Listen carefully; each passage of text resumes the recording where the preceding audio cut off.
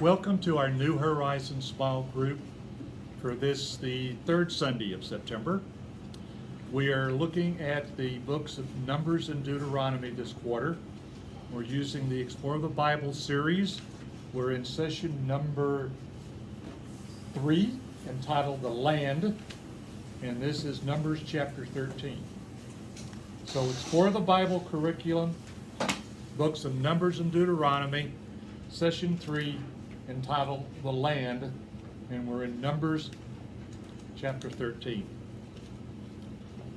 So what have we seen so far in the first 2 sessions in the book of Numbers? Well, when we finished the book of Exodus, Exodus and Leviticus, actually, we had the children of Israel at the base of Mount Sinai. God had given them the 10 Commandments. God had given them all the laws in the book of Leviticus that talks about how to live godly lives. He had given them the rules of how to properly worship Him. They had been given instructions on building the Ark of the Covenant and what was to go in it. They had built the Ark, and they were ready to move on to the Promised Land. Beginning in chapter 1 of Numbers, we find God giving them their marching orders. He describes how the line of march is to be arranged, with 3 of the tribes going in front, 3 of the tribes going behind, 3 tribes on either side, with the Ark of the Covenant in the middle, surrounded by the Levites, who were the ones in charge of the tabernacle. And they were to move out. We found in our first session that God gave them very specific instructions on how to move. They were to move when the cloud of His presence lifted from the tabernacle, and as it moved, they were to move. And when the cloud descended and stopped, they were to stop. And there was no pattern particularly in how He moved the children of Israel.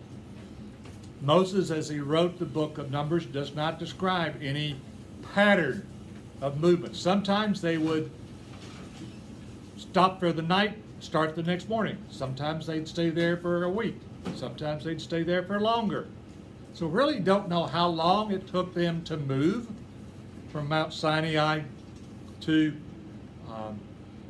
the southern border of Canaan. We do know that it took long enough that they started to complain. So last week, we talked about the beginning cycles of complaining. So last week, they started off complaining about, man, this journey is hard. When are we going to get there? Daddy, are we there yet? How many of you heard that before? How much longer? Moses and God dealt with that. Then they started complaining about the food. God had been providing manna. And they started to complain. Can we have something besides manna? We want meat. Well, at this point, Moses was getting frustrated, so he even complained to God. Why in the world you saddle me with these complaining people? I can almost hear us saying that too. So God provided meat. He gave them quail. In fact, He said, I'm going to give you so much quail you're going to get sick of it. Which they probably did. And then to top it off, Moses' sibling, Aaron and Miriam, started complaining. Hey, God speaks to us too. And God said, yeah, but I have a special relationship with your brother Moses. He's my spokesman, not you two. And Miriam, in fact, was punished for that. And then Moses prayed and she was healed. So now we find them at the southern edge of the area that we know as Canaan, an area called the Plains of Moab, a place called Kadesh, and they're getting ready to go into the land. This is the land that God had promised all the patriarchs, and they were ready to go in. So, ladies, you're going to find out that I always have a question of the week. Have you ever started a do-it-yourself project and then found out that it got bigger as you went along? Almost every time. Every time. It may be, Doug, remodeling a bathroom. On my second one now. The second one, that just seems to get bigger and bigger. It may be doing something around the house, cleaning out the garage. And all of a sudden it just seems to get bigger and bigger. Or my lovely wife here, Vivian, will tell you go out and work in the flower bed and you see, I'm going to do this, but then I need to do that. Now then I need to do, and it just gets bigger and bigger. And it seems to grow. And what you thought was going to take 20 minutes ends up taking 3 weeks or something before you get it all done. Well, the Israelites are not much different here in this. They had initially shown obedience to God by moving as He moved. Then they complained. God dealt with the complaints. And now they are ready to enter the promised land. But are they ready to enter the promised land? Another instance of rebellion. So today we're in chapter 13, and we're going to look at the spies that Moses sends into the land to scout it out. Now, remember, the patriarchs have seen this land. In fact, Abraham bought a cave in Canaan to bury his wife and several other of his relatives.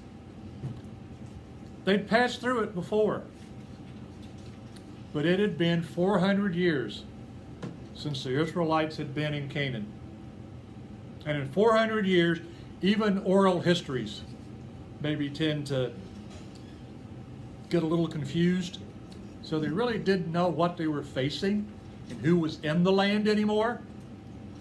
So they need now to explore the land, check it out, see what's there. So I handed out a map this morning that showed you the area of Canaan and looked at the route that the spies took. So why did they do spies? Well, let's look at Numbers 13, verses 1 to 3. This is not part of the lesson today, so don't feel bad if you didn't read it. In my Holman version, verses 1 to 3 says the following. The Lord spoke to Moses, "Send men to scout out the land of Canaan I am giving to the Israelites. Send one man who is a leader among them from each of their ancestral tribes." Moses sent them out from the wilderness of Paran at the Lord's command. All the men were leaders in Israel. These are the names of those men. And then for the next 11 verses or so, they list each of the men, one from each tribe. These were the names of the men Moses sent to scout out the land, and Moses renamed Hosea, son of Nun, Joshua. That comes later. In the book of Deuteronomy, when Moses recounts this event, when we get into Deuteronomy a little later, Deuteronomy is a lot of recounting what's gone on in the past. Moses getting this next generation ready to go into the promised land. And he's recounting all the things that have happened to Israel in the past. And this particular episode, he indicates that it was the people who asked for scouts to go out and look at the land. Here in Numbers, it says the Lord spoke to Moses. So God heard the people. He said, we need to send people out to look. You're going to have to fight to take possession of the land. So let's go out and look at what it looks like. And Moses is going to give them some very, very specific instructions on what they are supposed to do. So Numbers 13, beginning at verse 17 and going to verse 20. Numbers 13, 17 through 20. Doug, would you read those, please? Yes. When Moses sent them to explore Canaan, he said, "Go up through Negva and on into the hill country, see what the land is like, whether the people who live there are strong or weak, few or many, what kind of land they live in. Is it good or bad? What kind of towns do they live in? Are they unwalled or fortified? How soft is the soil? Is it fertile or poor? Are there trees in it or not? Do your best to bring back some of the fruit of the land. It was in season. It was the season for the people. It was the season for the first ripe fruit of grapes. Okay. So in the Holman, verse 1 says, when Moses sent them out to scout out the land of Canaan, he told them, go up this way to the Negev and then go into the hill country. Well, if you look at your map, children of Israel are camped at the lower edge of what today would be Israel. At this time, it was the lower end of Canaan. And notice that Canaan stretches all the way from that lower area all the way to the north into what is today Syria and Lebanon. So it's quite a large area. When they talk about going out and scouting and explore, they're going out basically saying, in for guys in the military, do a reconnaissance. Go look and see what's out there. And he's going to be very specific on what they're supposed to look for. So they're going to start in the lower end of Canaan. And the Negev was an area of wilderness or desert. Now, desert does not mean sand dunes. Desert here means hot, dry land, but it's not sand dunes. There are different types of desert. This was an arid desert and no sand dunes. So they were to go from there and move north into the hill country. The hill country between the Mediterranean and the Dead Sea and the Jordan River, there's a mountain range. That was the hill country. And the type of climate you found in the Negev was different than the type of climate you found on the coast or on the east side of the hill country, on the east side of the Jordan. And it was different than what you would have found in the northern part of Israel. So basically, take a look and see what kind of land are we looking at. James, where are they starting? At the very bottom. Okay. Uh, You're saying names that aren't showing up on the Okay. Okay. You have to look We close. got the Negev. Okay, if you look down at the wilderness of Zin, the very bottom, you see that? Okay. Yeah. Bottom left corner. Okay. The wilderness of Zin, various names. That's the Kadesh Barna. It's the Negev is more of a regional rather than a name of a area of a city. Oh, okay. So Negev means desert area. So it's an area, not a city. That's why it doesn't show up on your map. Well, that's not the part that says Negev, N-E-G. N-E-G-E-V. Yeah, I know. That doesn't show up. That's an area of dry desert Okay. area. Okay, so But the area around wilderness of Zin is the Negev. And actually it does show up. They all spell it the same. that's what I just. N-E-G-E-B. That's another spelling for Negev. Yes, right by Beersheba, So where they got the. that's where they start. And notice they go north, and then they turn around and come back south again. Here are the instructions that Moses gave them, verses 18 and 19.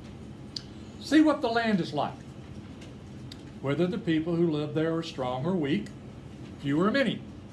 He gives them a choice. Tell me the good, tell me the bad. Is the land they live in good or bad? Are the cities they live in encampments or fortifications? So they were instructed to go out and look at the terrain and geography. So to begin with, let's take a look at the people. When Abraham lived here, this wasn't an area that was heavily populated. But since the 400 years have passed, there have been numbers of people groups that have moved in. This is a very populated area now. Lots of people groups live here. In fact, I believe a little bit later they name a bunch of them. So there are a lot of people groups here. So how are these people? Are they strong? And he's talking strong militarily because they're going to have to fight to take possession of the land. So are they strong militarily or are they weak? Can we push them out or not? Is the land they live in good or bad? Well, it depends on where you are. The area of the hill country was good for growing crops.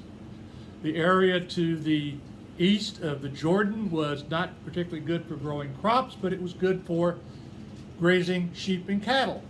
So depending on where you were would depend on how good the land was. So tell us how the land is. Are we going to be able to live there? Are the cities they live in encampments or fortifications? Encampments mean tents. These were people that lived in tent cities. They'd be a whole lot easier to fight than people that lived behind fortified walls. But when they move in, what's the first thing they're going to face? Get ahead to Joshua. They're going to face the city of Jericho with big fortified walls.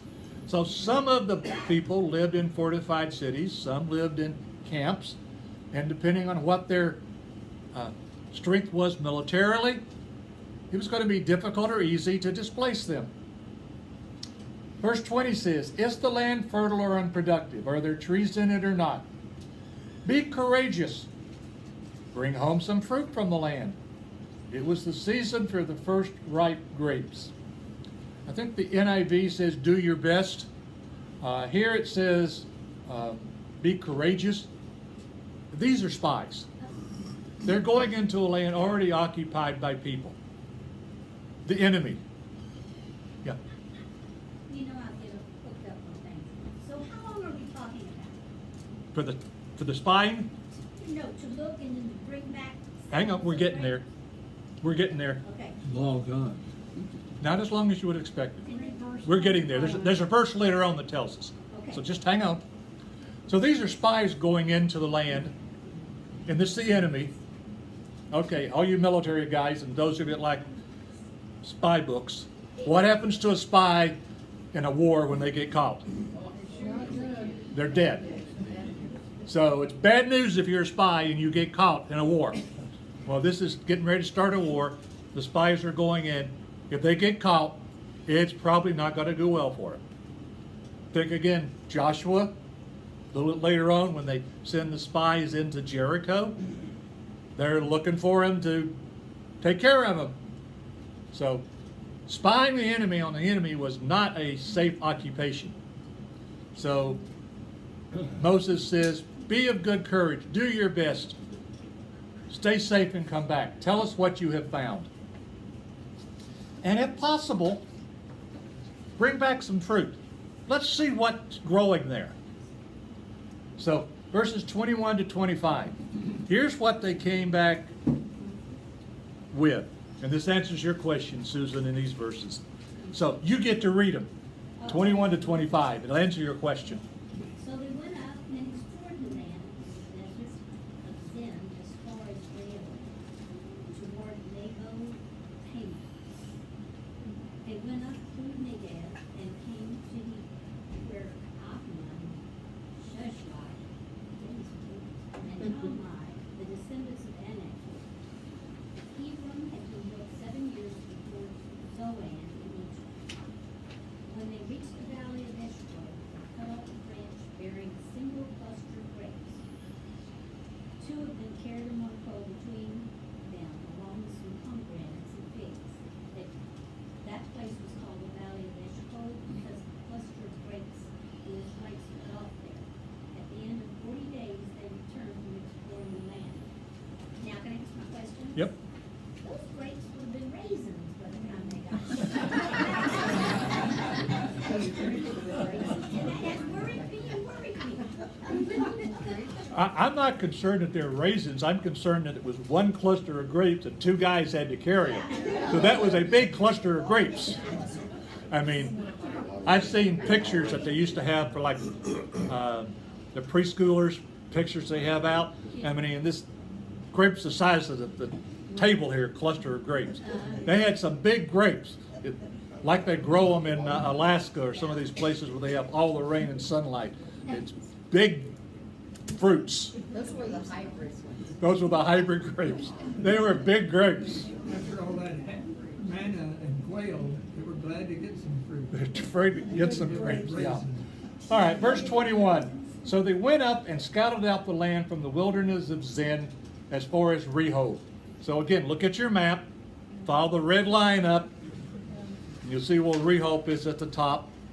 That's as far as they went. Then they turned around and came back. So they went north and south to scout out the land. They went through the Negev, and they came to Hebron. And again, in Genesis, Hebron is where Abraham lived for a while, and is where he bought the cave where he buried Sarah and some others of his relatives as a burial spot.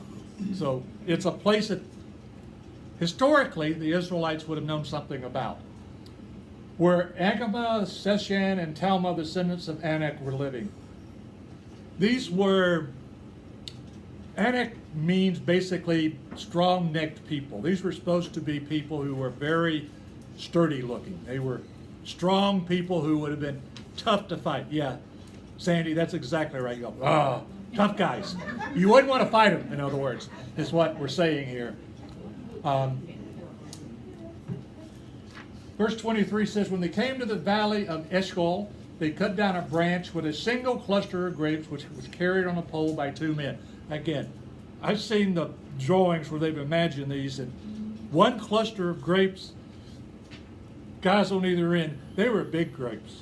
So it was a very fertile land, and they grew big fruit. They took some of the pomegranates and figs, and they called the place the Valley of Eshcol because of the cluster of grapes that the Israelites cut down. So God had been promising them a land flowing with milk and honey. Land that just made lots of produce, lots of food for you to eat. Well, if it took 2 guys to carry a cluster of grapes, I would say it's probably a land flowing with milk and honey. It's probably a land that's fertile and allows you to grow lots of fruit. At the end of 40 days, they returned from scouting out the land. 40 days seems to come up a lot in Scripture. A lot of times it's 40 days for this to happen. So think of the New Testament. 40 days and 40 nights for Christ for the temptation. Think of the Old Testament. Noah, 40 days and 40 nights for rain. 40 days and 40 nights tends to be a very significant time frame, and probably in addition to just being a time frame, it indicates completeness. So the Israelites did a really good job. These 12 scouts did what they were told to do, and they did a really good job in the process.